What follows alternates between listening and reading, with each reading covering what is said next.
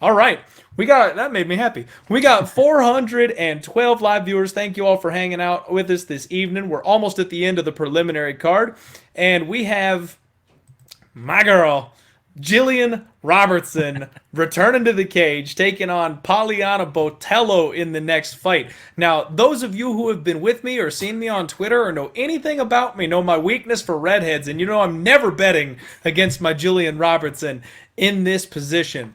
That said, I'm entirely biased. I am the champion simp for Gillian Robertson, but I actually think this is a great spot for her. The only issue I have is the damn line, man. They have got her as a minus 240 favorite right now. Minus 240.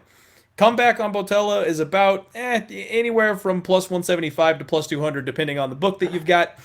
Jillian is just a submission machine. She was recently awarded her Brazilian Jiu-Jitsu black belt, so excited for her there, but that grappling pedigree just keeps going up, man. That's all she does. She's a Khabib-style grappler. She mixes in trips. She'll push you this way, push you that way. She sells out for that takedown. She never stops going for it. Once she gets you to the mat, you are not getting up, and more than likely, she's taking your neck or your arm home with her.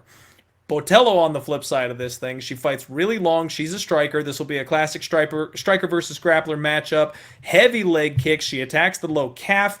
I actually really like what I've seen from Botelho's striking game. She's very slick on the feet. She likes to clinch her opponents up against the cage and go to work with knees and stuff there. She mixes in a nice body lock takedown. However, I've seen her get very, very gassed out with any type of grappling. You watch her fights, if she's forced to wrestle, she is not used to that, and she ends up getting worked. And this is a spot where if you're looking to body lock people up against the fence, Jillian's going to take you down. If you're looking to not grapple, Jillian's the wrong girl for you to fight. You're going to get grappled, you're going to get tired, and then she's going to choke you unconscious. I think this is a Gillian Robertson smash spot, and I know trusting women's MMA at minus 200 and somewhere in that ballpark is sketchy at best, but I don't think Botelho will have the chops to keep the fight standing. I know we've seen Jillian kind of give out and break after we have someone who, if she can't get you down, she's in trouble on the feet. That's basically all it comes down to. I don't think this is the spot. I think Jillian rolls here. What do you think? First and foremost, shout out to GXER. Simpin' ain't easy, Clint. Simpin' ain't easy. Yeah, I wanted to. I do believe that the line is a little bit wide. I will say that. I hate to say that about your girl, Gillian Robinson. The line is a little bit wide for my liking, but you hit the nose. You hit it on the nose. I believe that this is a spot for Gillian Robinson to go out there and roll. I think she's going to be able to get the takedown. And the one thing that was really concerning about Botelho was she gave up a no hooks rear naked choke to Cynthia Calvillo. When I see somebody give up a no hooks rear naked choke, God, God, shout out Danny Stasia. I love you, man. I love you. But yeah, I like Robertson here. I think she's going to get the takedown. I think she'll be able to get her submissions off.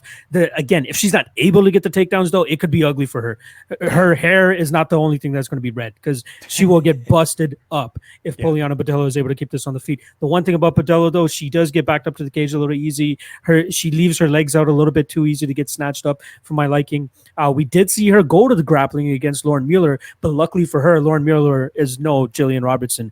But instead of taking the shot on Gillian Robertson here, my spot that I really like is the fight doesn't go to decision at minus 195. That's the freaking spot because either we get Gillian Robertson finish or we could potentially see if Botelho is able to keep this on the feet. She could butcher Robertson on the field for a potential late finish. My only qualm with the over-under, though, I wish it was 2.5. If it was 2.5, that's the spot that I would be going for. 1.5 makes it a little bit tricky because if Robertson gets her down and is not able to get the submission earlier, she might get it later. So it might take more than 7.5 minutes. So instead of taking the under 1.5, I'd rather go and get the extra 7.5 minutes and go for the fight doesn't go to decision. But Robertson could be a proper parlay piece as well, too. So I am taking it to win. But personally, my shot is going to be on the fight doesn't go to decision. Okay. I feel that, man. I feel like that could be a parlay piece. Fight doesn't go to decision seems solid. The only reason she almost made it to the cards last time was because she was looking for a TKO. She wanted that ground and pound victory, and when her coach said, fuck it, go for the submission, she went, fine, and it was over in about 5 seconds. That was my play. That was my main play that night, was the under 2.5, and it misses by 1.5 minutes, or 1 minute it was. I was so pissed off that she just missed. She is kind of like the Nico Price and the Antigula for me. Whenever you have that fighter in the fight, not saying that Gillian Robertson gasses or anything like that, but she goes for the finish or she gets finished. I love fighters like that because you can bet the fight doesn't go to decision, and more often than not, you're making money. So absolutely, here's another spot for that. I like it. And I more than likely, I'll probably be looking Gillian Robertson inside the distance, hopefully trying to get some plus money on it. Maybe looking to parlay, like we said, the fight doesn't go to decision. That's a nice little angle there, I think, because I don't see a world where this one goes to decision. Botelho's got nothing on the floor. Gillian will choke her out, or like you said, if it ends up being a striking match, she's going to get pieced up. Botelho's very dangerous on the feet. She's a finisher. I like that. I like that a lot.